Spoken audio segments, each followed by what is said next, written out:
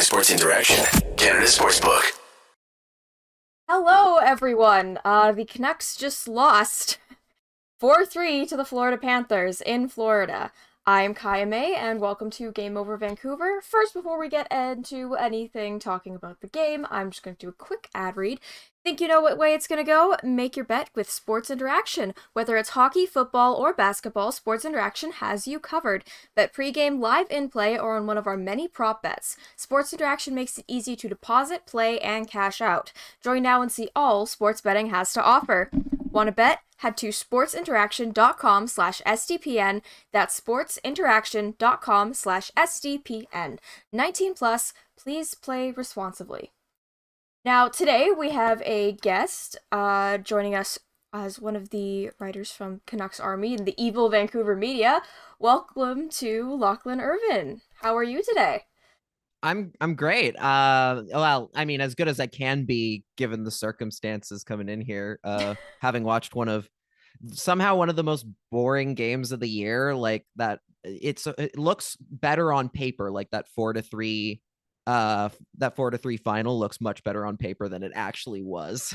Yeah, it was certainly like personally I don't drink and I was like I need a drink after this. Like it's so moving hockey with two teams that typically aren't supposed to be that slow.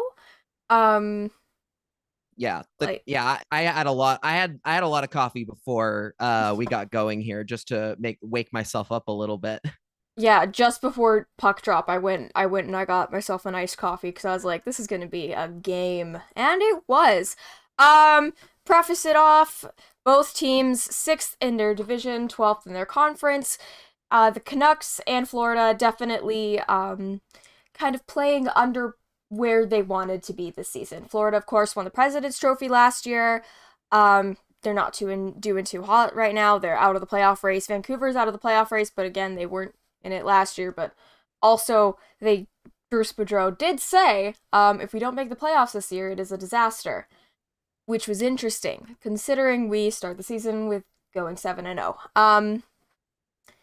Yeah, the Canucks get the lead early. Studnicka's goal, kind of just floats past Bobrovsky. Also, we have now dropped 4 of our 5 road trip games. We play our last one tomorrow in Carolina. And a lot of the games we face the backup goaltenders, which is not a good sign for how the league overall views Vancouver's strength, in my opinion. Yeah. It's all bad right now. Like and it could have been a lot better, especially considering the way things started. Like that Studnicka goal, just watching Sergei Bobrovsky's controller disconnect at the worst possible time for him. And then even the Tyler Myers goal, he just didn't react. It really did look like, okay, if they can get a bunch of shots on goal and like take advantage of a goaltender who's clearly playing with not the same level of confidence that you want in your starting goaltender, they could probably still win this game. But as usual, the usual suspects come back to haunt them here, where the penalty kill falls completely apart as usual. Once the Panthers kind of just decided to flip the switch and play like a team that isn't sixth in their division, suddenly they looked a whole lot better than the Canucks did. And this was a winnable game for the Canucks as far as any of the others have been. I think this has been the one that they would have had the best shot at coming away with at least a point or two. And they still couldn't get it done. I think we're beating a dead horse here, but I mean, it's pretty obvious this team's not very good. Yeah. And there's not much you can do about it at this point. It's just kind of, pray that you have your coping mechanisms for the next 40 games. Yeah, pretty much. Like you said about the penalty kill and how the Panthers basically rallied back and didn't look like, they were in the same position that the Canucks are. I thought it was kind of interesting considering that's kind of I don't want to say disparity, but that's probably not the right word, but the difference between the two conferences, because people always like make jokes now about the Western Conference, how it's much easier to get in the playoffs, which it is, considering both I believe the Flames and I believe the Oilers still are in a playoff spot, and the Flames almost blew a lead to Dallas today. Like a 5-goal lead to Dallas. Which was insane. Yeah, so it's kind of like the difference between the two systems on each coast. And like you said, yeah, it was a winnable game. Florida's not doing too hot compared to Tampa, who literally is still basically the exact same team, almost the exact same team that won the cup 2 years ago.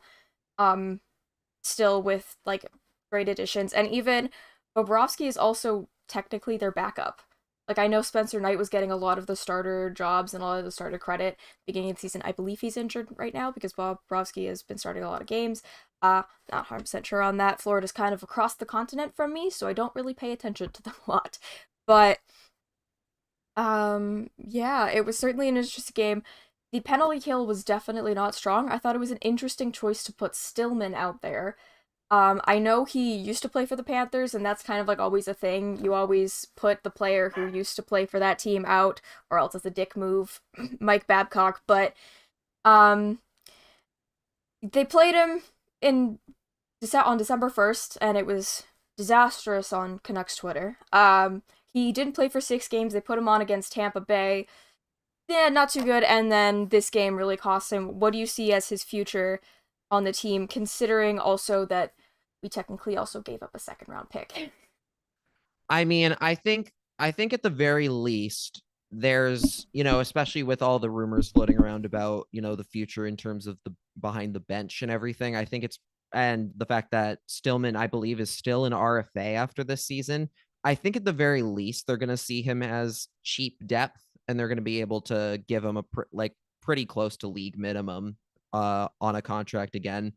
I think in a lot of ways you kind of and it's just a case of he's a body. He's going to be part of the system for as long as he's, an RFA, or unless he becomes a piece in a different sort of deal or of some kind.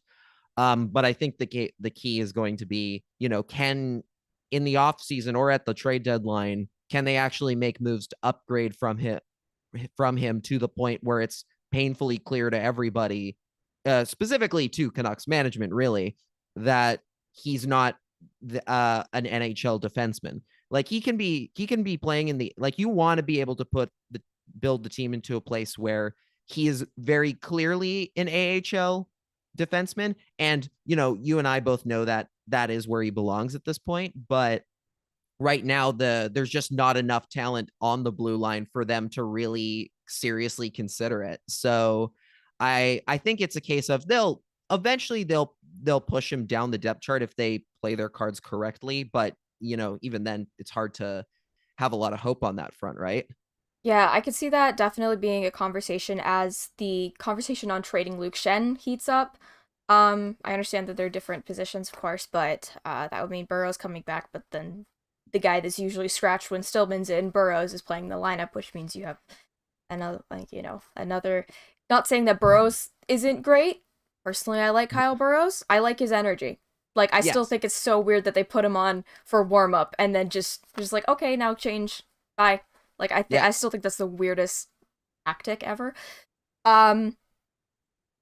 Yeah, he's a fan favorite. He's a player favorite. They clearly like him in that locker room. And it's kind of like, and again, I don't understand if you're trying to switch out between Kyle Burrows and Riley Stillman, like, what is the difference really? Mm-hmm.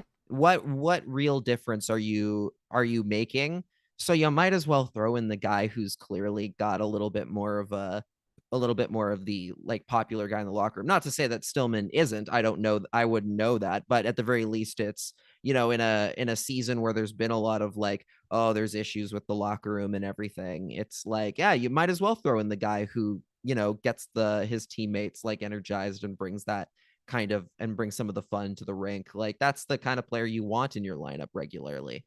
Yeah, like the whole bringing him out for warm-up, not playing the game. Don't you want them to have energy during the game and not the warm-up? Yeah, exactly. Like, where's the logic there? Yeah, one thing I really hate about playing in Florida is the goal sound.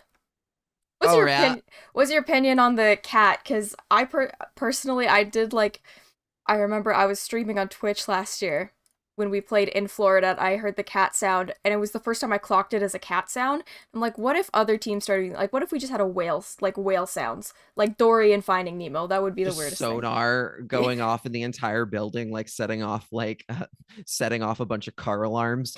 Yeah, I think it's unique, at least in terms of from the Panthers side of things. I think that it's definitely overused. Particularly, I think they use it during the song, which bothers me all the time. Ooh. Like they'll play the, like, if they want to just use it as like in between the goals themselves, like, or like the goal announcement, I don't care too much. But if they're, but I think they're playing them during like the the Jimmy Eat World song they got playing in there, and it doesn't work. Other than that, I can't say I don't have, I do have opinions on goal horns and goal songs for Mhm. sure, because I'm a giant nerd, Yeah. but I don't think I've ever like clocked the Panthers one as like one of the particularly bad ones in the league. Yeah, fair enough, fair enough. I don't know. I just feel like it's off-putting to have the cat,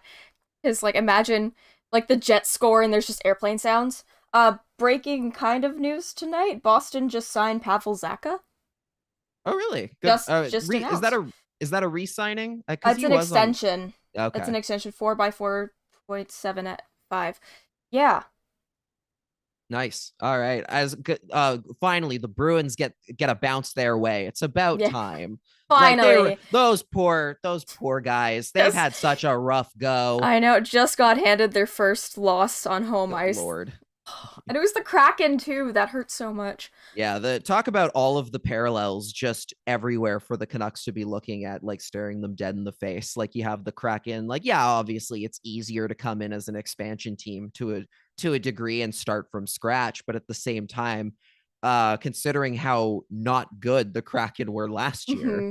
for them to have completely leapfrogged you in a calendar year is incredibly embarrassing, and something you should be really ashamed of as an organization if you're getting like, especially not because if they were like, look, if the Canucks were actively tanking and they made that very clear, then I don't think anyone would care really.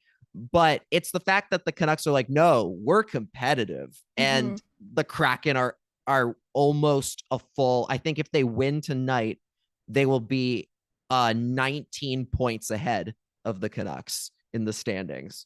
So, like, yeah, Oh it's my not gosh. good. Things are not going great. This not good. It's not good. And especially like we play the Kraken on the 25th. It's on a back-to-back. I know we play Chicago the night before, but like how much are you betting that that's going to be our first loss against them in franchise history?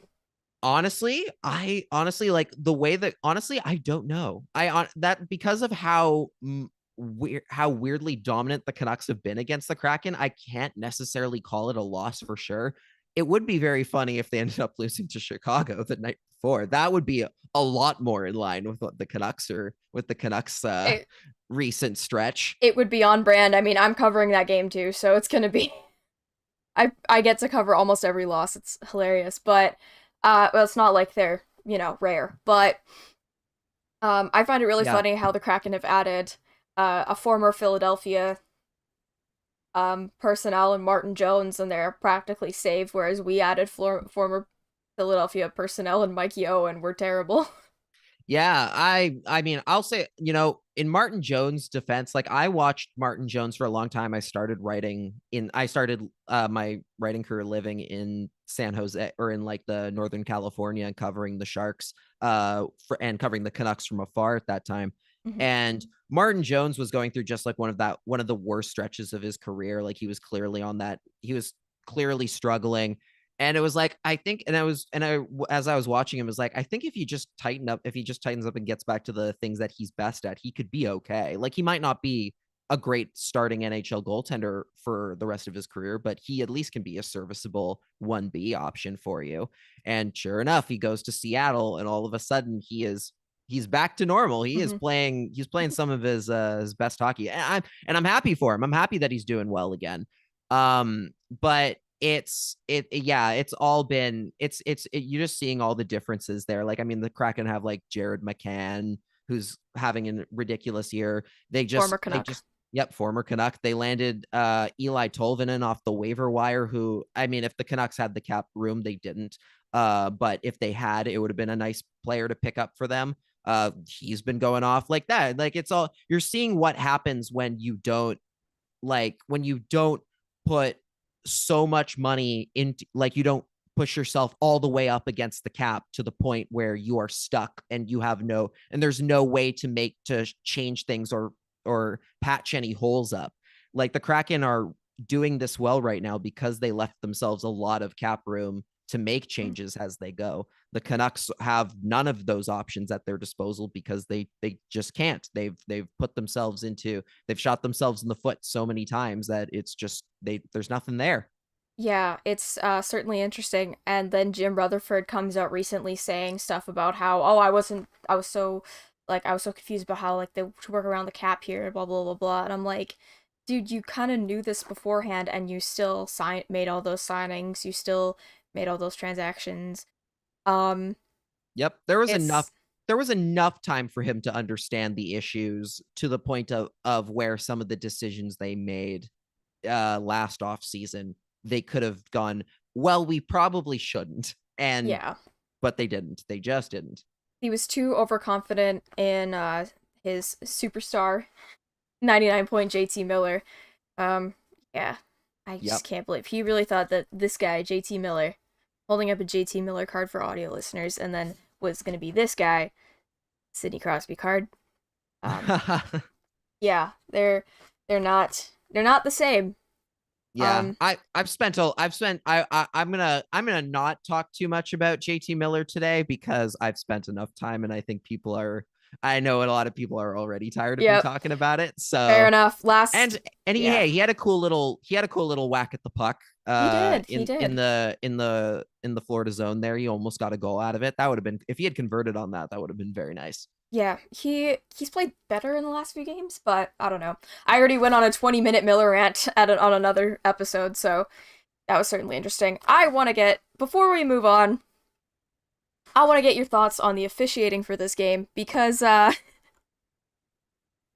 was certainly interesting. I really thought, like, obviously they can't really see well. I mean, same with Bobrovsky. I'm pretty sure he needs some kind of glasses or something, because, like, Buddy's nearsighted. He can see everything in front of him, but everything behind him. All three of our goals were from points that you should be able to see, but you just can't.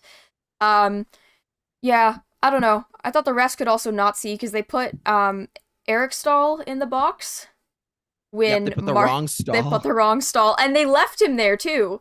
When Pettersson made it 4-3. Yeah, they put Eric Stahl in the box, but Mark Stahl was the one who got the penalty. I guess Eric was also standing there, but Mark is the one who, like, cross-checked Mikheyev. I thought it was interesting, and then of course the Joshua. Yeah, the Joshua goalie interference with Radko Gudas bumping him in. Yeah, I'll say this: it's not like the refereeing was bad, particularly bad tonight. It's kind of always this bad. Like, there were a few, like, weird gaffes. I will say, like, let's be fair here, there were a few weirder gaffes. Like, yeah, putting the wrong Stahl in the box was definitely a new one. But God, there have been a lot of nights recently on this road trip, even, where plays, whether not just even going against the Canucks, but even, like, plays where the Canucks themselves should have gotten penalized, that either didn't, or the refs just missed something. It's been so bad. And it all comes back to the same old issue of the NHL protecting the refs to the nth degree, not making them go out and ever have to do press conferences or media availability like the players do. It's ridiculous because of the fact that, like, when a player makes a mistake, they know that they're probably going to have to answer for it publicly, and they're going to have to take questions from the media about it. Unless you're JT Miller. Well, you know what? To be fair to JT Miller, he does go up in a lot of media availability when he Yeah. doesn't necessarily have to, right? Yeah. But yeah, the refs never do, and the refs absolutely do not have to have no media obligations whatsoever. They never have to answer for decisions that they make on the ice, like the one a few games ago where I want to say it was Lane Peterson who tripped up, or it might have been, it was Jack Stanika tripping up one of the Penguins, and with 2 seconds left in the second period, clear penalty. And the ref just was like, no, there's 2 seconds left. Let it go. I'm letting it go, which is really dumb considering it's like, okay, whether or not it's like, yeah, it's cool that your team gets a little bit of a break there, but at the same time, it's like, no, you want them to call a penalty as it is. It doesn't matter if there's 20 minutes left in the first period or a second left in the third. You call a penalty is a penalty, and you got to call them.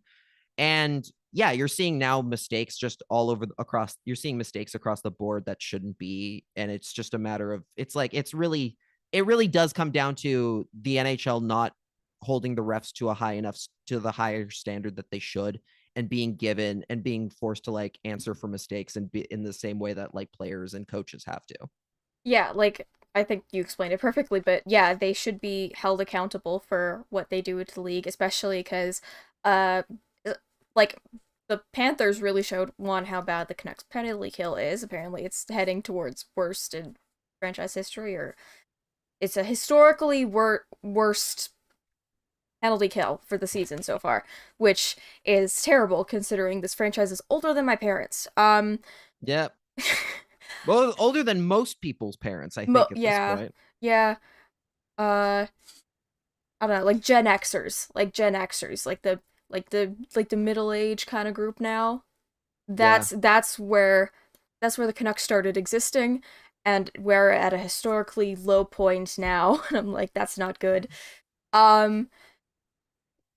Yeah. Yeah. It's that PK is I don't even know if it's necessary. Like, it's one of those things where it's so bad that you don't even know where to begin, and what would fix it necessarily. Like, there's it's just so bad in every possible way. I think, and it's not like this is a new issue for them. This was the same thing last year, like the under different coaching, they were just as bad on the penalty kill, and at one point I think they were even worse. It's just so clear at this point that like there are so many issues plaguing the Canucks. They don't have the right pieces in the right places. There are just so many things. There are so many fires that need to be put out. You have to just ask yourself, okay, why don't we just let the fire burn itself out, and then we'll start rebuilding from there, right? yeah. But I mean, I guess letting the fire put itself out, just like waiting for like the 7 years on the OEL contract to be up, 7 years on Miller. But yeah, also to add to that, I know there was calls about the reffing the other night after Mikhail Sergachev sucker punched Connor Garland in the face. Just wanted to point out, one of the refs from the Tampa Bay game was one of the refs tonight. They're enjoying their little Florida vacation. Maybe got confused. But They had yeah. too much fun at Disney World. Too much fun at Disney World. Oh gosh. Yeah, there was a couple makeup calls, like Besser should have been called for holding at one point, just before we went on the power play for Lundell tripping on Hughes. I thought Gudis made a really weird move. He kind of like turtled on top of the puck. Yeah, then Horvat for tripping on Mark Stahl. I understand he kind of got his stick right on the blade, but this came right after Panthers fans thought Miller should have been called on a call. So I'm like, okay, that could be a makeup, could not be. I mean, it's probably also deserved, but like at the same time, like right there, Mark Stahl's an old man. He probably just fell. No offense to Mark Stahl, but like, dude, yeah, it was certainly an interesting thing for tonight.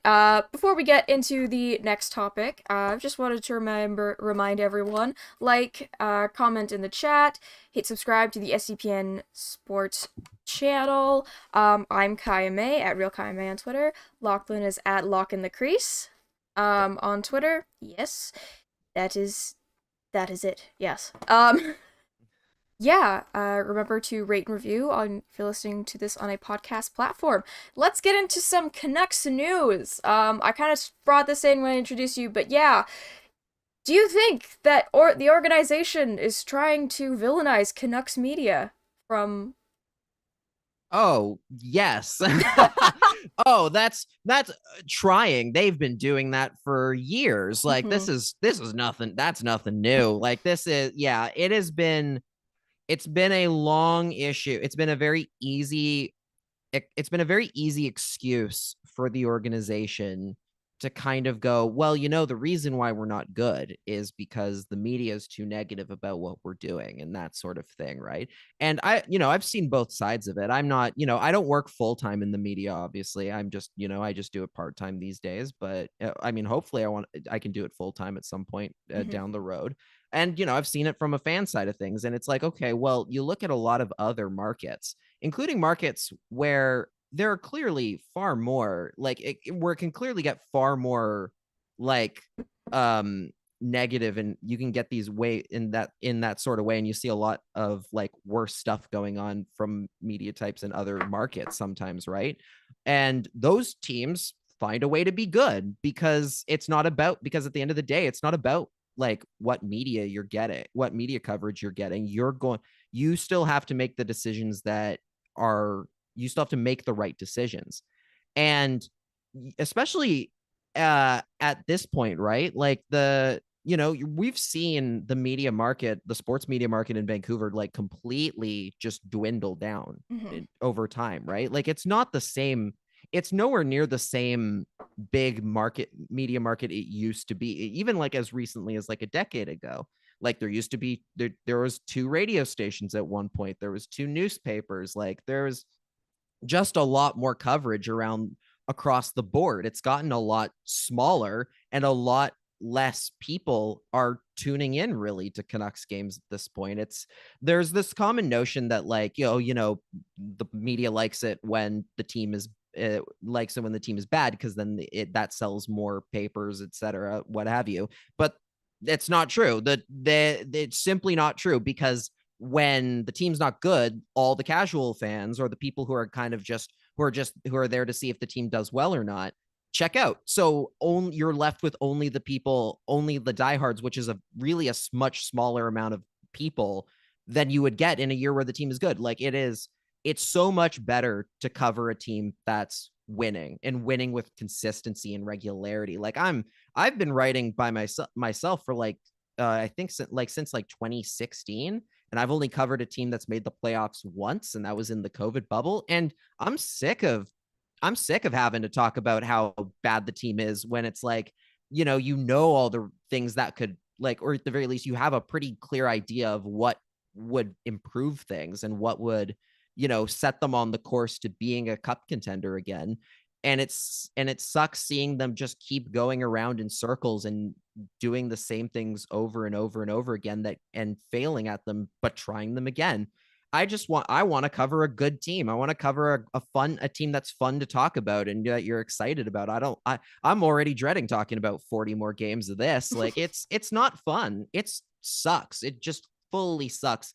And when you hear stuff like the media being too hard on players and that sort of thing, it's what it is it's just a convenient excuse for the organization to never improve anything, and to like not make the proper decisions that have to be made.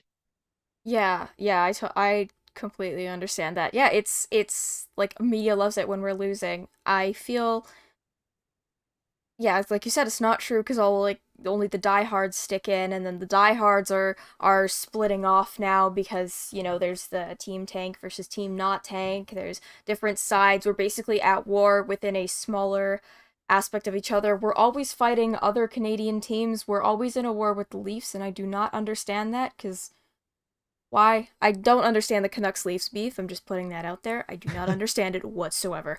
Um, yeah, it's not fun covering a losing team. Personally, I've only been doing this game over Vancouver for like this season, but still, I had to cover the seventh loss in a row against Carolina. Um, probably the most impact I've had in Vancouver media because I just stood on my bed and screamed. Like, that was just getting it out there as a fan, but also trying to cover a team that has no direction whatsoever. Um, Yeah, it's draining. It's mhm. very draining. Like my energy is at an all-time low. Like you walk into these games, you walk into these games knowing exactly what's about to happen, and you're just like you're kind of just like a zombie, like going through it. Like because you know they're either gonna lose or they're gonna win a game that they probably didn't deserve to win, and it's gonna give the wrong people too much it's going to give the wrong people belief in the system they've got, even though it's clearly flawed to begin with. And it sucks. Like I would love to be in a situation where it's like all we have to talk about is like, hey, the team is doing great. This player could be doing a little better, but that's okay because they're winning. Like and even just like it's so much easier to get up and find fun things to talk about and like find joy in your job when you get to talk about a team that's winning games. Like it's not fun. It's not better for anybody. God, I can't wait till the day that we get to talk about like, a team that actually has some real like potential in it. Yeah, and who knows who's going to be on that team considering, I don't know, apparently some writer in Minnesota is telling people that Pedersen doesn't want to resign, but that could be a potential possibility. Like he could, I Matthew mean, could chuck it. I mean, can you blame them? Like No. I couldn't like yeah, if they wouldn't if I mean, I don't know if that's true or not, but it's like, if if yeah, like I would if that did end up being true, I would find it very hard to believe that. Like I would find very hard to be like, no, how dare he? Like, no, he's been on a losing team for long enough, a team with no direction for long enough. Like if he wanted out, I could not blame him in the slightest. But hopefully that ends up not being the case. Yeah, that's like my thought whenever they're like, "Oh, we're gonna trade Besser," because I'm like, Besser's one of my favorite players, but at the same time, he's been stuck in this organization with no plan. He was drafted in 2015. Bo Horvat, I was sad they signed Miller over Horvat, but at the same time, um, like he's been stuck in this organization for almost 10 years now. Yeah. Um, it's like with I guess they like that was when they started having no direction was when he got drafted. Because immediately after they trade Luongo, they bring in Tortorella, and then Desjardins, then Green. It was just a hurricane, I guess, cyclone. Cyclone's West Coast. I'm gonna go with cyclone of just randomness that keeps. It's just the definition of insanity is doing the same thing over and over again, expecting different results. That's basically what the Vancouver Canucks have done for the last decade. And yeah, they've made the playoffs twice in the last decade, I believe. Yeah, it's about yeah, it's and they weren't good in those playoffs either. Yeah, They were there well actually they were good. They were okay in the 2020 bubble. Like they were good in that one. I'll give them that credit on that front, like but even then it was like by the time they got to game 7 against Vegas of that series, it was kind of like you could see they were completely gassed and they had given it everything they could, and second round exit was their ceiling, and you were yeah, like, well, they did fine. They did great given the circumstances. You can't be upset that this is where it ends for them. What's frustrating is that shouldn't have been the absolute ceiling like it clearly has been, and that's clearly as good as it'll ever get for this group. yeah. Because people still talk about the bubble and like the glorification of the bubble. That was 3 years ago. It's time to move on. Yep. Um, it was 3 years ago. We don't have a That team is lot of dead. that. A lot of that core. Yeah, that team is dead. That team is gone. That team died in the 56 season. This 56 game season when they probably shouldn't even have completed the season considering how sick some of the players were and like how COVID basically ran through that team. I don't know. I still think it was ridiculous that they continue with that. Anyway, continuing on more injury situations. Want to bring up just a little bit on the Tanner Pearson situation. Now the NHLPA is stepping in. Apparently the team is investigating the medical stuff that went on. Quinn Hughes had to re-clarify his comment, saying he said it wasn't handled properly, and then had to go back and say, oh, I was just emotional because Tanner's a friend of mine, blah, blah, blah. Apparently he needs another surgery. According this week, I think it's his fourth. It's either third or fourth or maybe fifth. He's had a handful of surgeries. Apparently there's an infection. Like there's a lot of bad stuff going on. He's not playing for the rest of the season. Yeah, what are your thoughts on what's going on here? I mean, there's not a lot I can say on that front just because of, it's such a mystery of what actually happened still. And, with all, you want to give Pearson the time to, and the NHLPA and his agent time to like basically cover exactly what went wrong. But I'll say this, the fact that Hughes even felt the need to come out and publicly comment on what happened there, regardless of whether or not he ended up walking it back after, that speaks volumes to me. Because Quinn Hughes, for starters, is not a very chatty guy. Like that's not, everybody knows that he isn't, right? He's not a guy who's going to give you the big bombastic quote in a presser generally. So when he feels the need to speak up and say something, that's not nothing. That's absolutely not nothing. And it's not like this is a one-off for the Canucks, for the organization. And this goes back ages. Like this is a different medical staff than a previous one.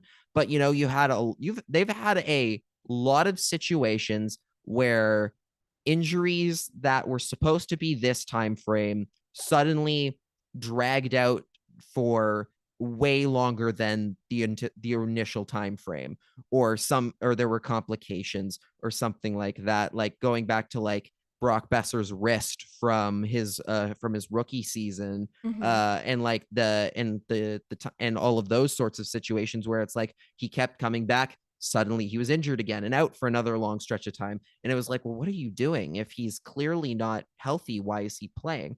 And, they've had this situation already. They've had this situation like to a certain degree before already this year, like especially with this Besser. year, like, yeah, with Besser, with Jason Dickinson playing through I forget if it was a broken wrist or at least an injured wrist of some kind, or some sort of injury in his hand, as well. Demko, and potentially. Demko is one that I'm keeping a very clear eye on, because I mean there was talk this week or last week, I should say, that he might play on this road trip. And I was just thinking to myself, okay, if he was not supposed to be back until February, there's no way he's healthy enough to be playing right now. And if they're bringing him back, it's to try and drag the Canucks into a playoff spot, into playoff like contention again, at the cost of his long-term health, and which would be a massive mistake to make and something that you cannot let happen. So I have a lot of concerns about where the injury situation is going to go for the Canucks. My heart goes out to Tanner Pearson for he's had to deal with this. And there's talk that it might be career threatening. I really hope it's not, and I hope we get to see him on the ice again at some point here soon. Yeah, personally, I like Pearson's game. People can complain about that all you want, but I don't know. I like Tanner Pearson. I hope he comes back at the soonest, next year. Hopefully he's healthy. Doing well. All right, once again, like, comment in the chat, subscribe, rate and review if you're listening on a podcast platform. And now we're going to turn a couple questions onto the chat while we also discuss, and we're going to be reading through some comments here. I just want to bring up, I saw it first on your Twitter, so I'm kind of blaming you for this, but the new skate jerseys. Oh, yeah. Yeah, personally, I'm wearing my old one from last season that still has the white in it, and I don't dislike this one. I don't know, it looks certainly different and certainly not great. What are your thoughts on what they're gonna do with that? So I'll say what I said on Twitter, which is like I'm reserving a lot of my opinion for the jerseys until I can see the Adidas ones. So the ones that I posted on Twitter were a copy off the NHL store, and one of the Fanatics ones, which don't always like show you like they don't show the detail. They're very clearly like just like kind of like they're just a rendering like an artist's rendering of the jersey, even on like those listings, really. So I'm like reserving a lot of my judgment on it until I see it in person, or on at least in Adidas form. But from what I've seen of it, from those pictures, I don't love the complete removal of white, particularly behind the lettering on the skate blade. I think it looks very wonky without it. I don't think the letters pop as well without it there. I think the rest of the jersey not having white is fine overall, but Yeah. that particular change is one that I think if it plays out the way it looks on those jerseys, I don't think I'm going to like it as much. But and which would be, just in classic Canuck fashion, right? Taking a slam dunk decision that everybody can get on board with and somehow getting it wrong would Yeah. be very on brand for this Yes. franchise. And yeah, like there are some interesting looking features about it. It might be a cool looking jersey, but I mean, we'll see if it ends up being as popular as the standard throwback jersey. I honestly don't know if it will be. Yeah, considering like a lot of fan reaction, there's been a lot of people. I know fellow Game Over, Vancouver co-host Canuck Clay likes it. Decided to put his opinion in my tweet about it. But yeah, I don't know. I got this one was from last year's, and it doesn't look the same. I just think that there's a lot of weird creative decisions that they didn't really account to. The coolest part about it for me is the mountains on the inside of the collar, which kind of made me think of like the oh, it looks like the Abbotsford game did continue because Linus Karlsson just scored. There you go. It reminds me of the next gen. I have mine here actually. The next gen Leafs jersey has the I don't know. Oh yeah, like the Toronto skyline and stuff added in. They have all these little details. It kind of reminded me of that, but it's on the collar of the jersey, so I'm not sure if I really like that. But then again, like you said, Fanatics rendering. Yeah. We'll see if it's an Adidas version. But I do believe it's supposed to be. I think Aesthetics put this in a video today. I believe it's supposed to be the North Shore Mountains yes, on that back collar. So that's honestly like I kind of like those kinds of like little details, especially like even if it's just like on the collar where no one else will see it except you when it's like hung up. Like, yeah, I kind of like those things. I kind of like those little added details. I think that's cool. It's like a little Easter egg. Kind of. Exactly. Yeah. Yeah, it's certainly an interesting choice. We'll see when it comes out, but it's probably going to be the next alternate, considering they've been trying really hard to get rid of the old stick and rink alternates. I know they've been on sale for like many months at this time. And now, just as we were our last take to wrap up the show, wanted to talk about something that was mentioned during the second intermission of Hockey Night in Canada Tonight, where they did a little 32 Thoughts panel, and Elliot Friedman said that Rick Tocchet is most likely the new Canucks coach, potentially in the offseason, but potentially not. Yeah, Bruce was brought in mid-season last year, breathed new life into this organization. All of a sudden, he's bad and they don't want him. Obviously Bruce isn't Rutherford or who knows Aquilini's guy. Knows what's going on in that situation. What are your thoughts on if we brought Rick Tocchet in? I mean, I think it's in some ways, I think it's just shuffling deck chairs on the Titanic. Like, I don't, again, like the analogy I always use when it comes to the coaching side of things is if you stepped into a time machine, went back in time and grabbed in his prime Scotty Bowman out of like the 1970s and were able to teach him everything there is to know about modern hockey. He would get maybe a couple more wins out of this group, but I think that it would still not make them a good team.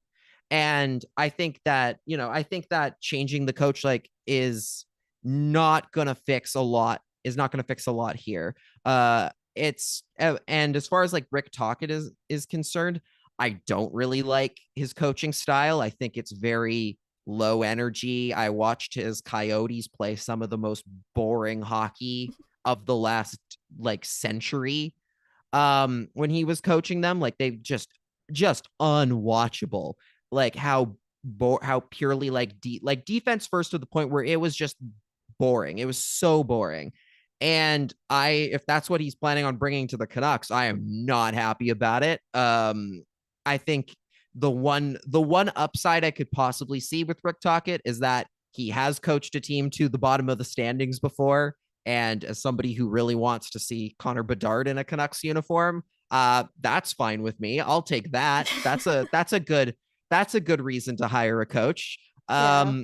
But again, I don't really know at this point why they wouldn't just play out the year with like Mike Yeo or Trent Cull as the interim head coach and see where they're at in the off season and then pick from there. I think any mid-season coaching hire is a mistake, generally speaking. What about you?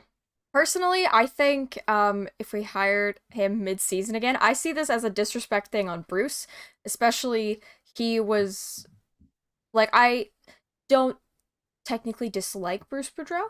I'm gonna say that. He did kind of revive the Canucks after where they were last year, but now they're back down again. Please God, don't let Yo interim. Yeah, I don't know. I mean, what more damage could he do, really? Exactly. Like, what could Mike Yeo do that would make them any worse than they already are? Like, it's not. There's no like. That's kind of the point, really, right? Is it's like no coach is going to magically turn you into a playoff team. So who really cares? Just let the Zamboni driver coach. Like, who cares? Let JT Miller coach if you want. Like, just it does not matter for the rest of the year, really. Yeah. It doesn't exactly matter. Let Bruce, and also like we would have to be paying a third coach, because we're still paying Travis Green. We would still be paying Boudreau. We would still, and if Aquilini's not going to want to fork over money to buy out OEL, which apparently is a thing they're talking about now, $19 million to buy him out. They'd have to ask for $19 million. That is insane.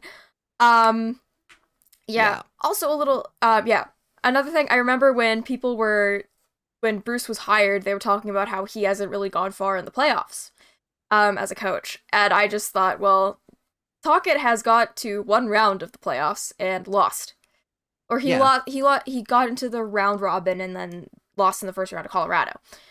And again, this is all based on the idea that the Canucks are good enough to make the playoffs, which they aren't. They aren't. So it doesn't matter. It does not matter. Like, people always say, oh, the West is a weird division. I'm just like, there's no way. I know Edmonton is going through it right now. Calgary's going through it right now. Everyone is going through it right now. But there's no way we're getting past them at this point in the season. You could make a joke about Markstrom, but we're playing with our second and third journeyman goalies, okay? So we're not getting back to, a playoff standing. We're not getting back to .500 on the season, I swear.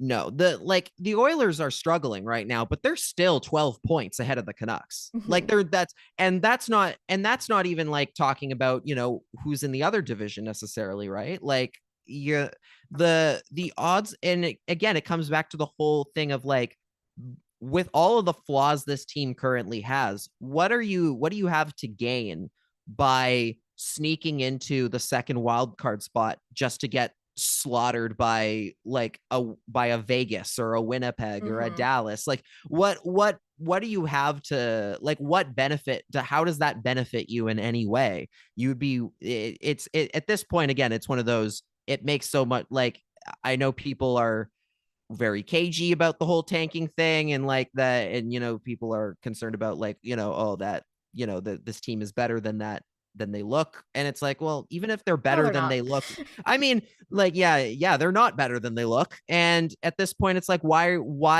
waste another season trying to go for a playoff spot when you have, frankly, at this point, better odds at falling all the way into the bottom and landing, if you don't get Connor Bedard and Adam Fantilli or somebody like Mitchkov. Like there are some great players at the bottom of that draft, guys who would be a consensus first overall pick in any year that Connor Bedard isn't there. So like, you're gonna get a great player if you're in that top three. So it's like you're gonna get a franchise changing talent if you're in the top three, maybe even the top five. So it's like, why not go for the bottom, call it a year? There's nothing you're gaining out of this. Just pull the plug now before it's too late. Yeah, I want us to do what the Rangers did. You know, they had that whole dramatic, we're gonna go through a rebuild thing, and then now they got into the ECF last year. I understand, you know, their first overall pick is not the pick that they technically, they scratched Lafreniere a few games ago, but at the same time, they're still a good team. They're still a much better team than the Canucks, and I feel like if the Canucks turn it around better, I feel like that's for a lot of teams right now, specifically like the Kings just went through a rebuild and they're still going through one. Look at their goal differential, but still, yeah. The way I always phrase it with like the tanking stuff and everything is always like, you know, it's not really about getting the best lottery odds at Bedard as it is guaranteeing yourself one of those other guys in that top 5. And that's not nothing. And also getting to pick first in every subsequent round. If say you finish dead last, like you get that regardless of how the lottery goes. That's not nothing. It's about the fact that when you tank, it obviously means you're trading away a lot of players and getting a lot of picks and prospects back in return, which can bring you back to the top faster. Like those are the kinds of things that really are involved in like that. And that's what it's about. It's not about one guy magically turning your franchise around so much as it is guaranteeing yourself a good collection of young players who can, given the right development and time, can turn you into to a true contender like a Colorado or like a, you know, like Tampa. Like there's so many teams of the last half decade or like decade have won because they took the time to like build it correctly and do it right. Like the whole shortcuts won't cut it. You gotta sometimes take the long road there, and that's the tough part. Yeah. It's kind of like how Cale Makar saved Colorado, or now with Dallas, they completely swept the 2017 draft, and now they're, you know, pretty good. Like, people need to remember also, I know that Connor Bedard is a big name player and stuff like that, but there are also there are also players after him. Like the Canucks, they've never had a first overall pick, but Pettersson was a 4th. Hughes was 8th. Makar was a 5th. Makar was a 5th, yeah. Like, imagine if you found yourself in a position to draft a Cale Makar at number 5. Like, that's a big deal for you. And that's Shane Wright fell to 4th overall. Brock Besser was 23rd overall in 2015. Yeah. And Bo David was Pastrnak 9. went right behind him. Yeah. Oh, Pastrnak. Oh, God. Or Pastrnak went right around that number somewhere, and Pasternak's a great player. Oh, like, yeah, I think so. If I believe so. Because if I remember that correctly. was also the year because it was the 2015 draft. It was when Boston had the 3 in the first round. Oh, you know what? Maybe that wasn't you know what? You're right. That wasn't the Pastrnak draft. That was the Zenishin, DeBrusk, Saboril pick where they could have had Kyle Connor, Thomas Chabot, and oh God, who was the last one? There was another All-Star Mitch Marner was a 4th. All-Star Mitch Marner was a 4th. There you go. Like, there's a lot of good. It's all about. It's not Matthew again. Tkachuk It's was never a 6th. Exactly. It's never about getting that first. It's never about getting the best odds at the first, as it is guaranteeing all those the chances at all of those other guys. That's what it's really all about. And you can really change a team taking that direction if you're willing to put in the time and realize that that there's no shortcut path to becoming a Stanley Cup champion. Yeah. I know. I was just gonna mention this. Just one last thing. I mean, us losing tonight means that Florida is farther away from leading us in the draft lottery. So hey, I mean, that's kind of a plus for tonight. I don't know. I think the Panthers are they're pretty good. Yeah, they're a good distance away now. They're good. Yeah. Bye. Yeah. No. And also the Sedins were 2nd and 3rd. Remember that? So. Yep. Technically, yeah. Another tidbit before we end the stream. I just wanted to get this. Rick Tocchet was involved with Operation Slapshot, the infamous illegal nationwide gambling involving professional athletes in the early 2000s, which former head coach Travis Green was also implicated in. Oh boy. Yeah. And he lives in Vegas, I believe. Really?